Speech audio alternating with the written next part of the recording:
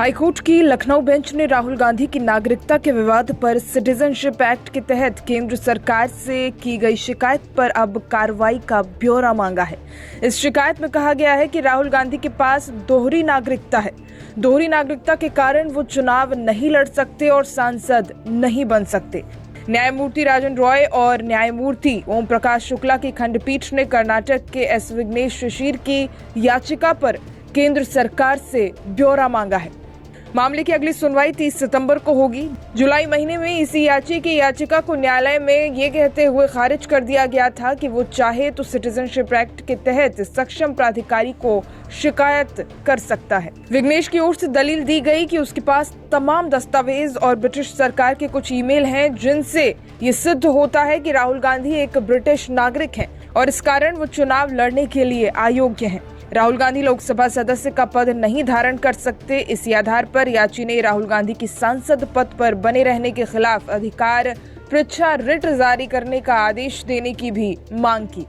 इसी के साथ ही याचिका में राहुल गांधी के इस प्रकार से दोहरी नागरिकता धारण करने को भारतीय न्याय संहिता और पासपोर्ट एक्ट के तहत अपराध बताते हुए सीबीआई को केस दर्ज कर जांच करने का आदेश देने की मांग की गई है।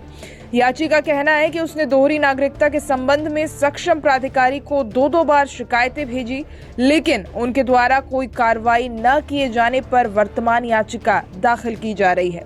याचिका पर सुनवाई के दौरान न्यायालय ने कहा कि फिलहाल केंद्र सरकार के अधिवक्ता निर्देश प्राप्त कर कोर्ट को इस तथ्य से अवगत कराएं कि क्या याची की शिकायतें सक्षम प्राधिकारी को प्राप्त हो गई हैं और हाँ तो शिकायतों पर क्या कार्रवाई की जा रही है।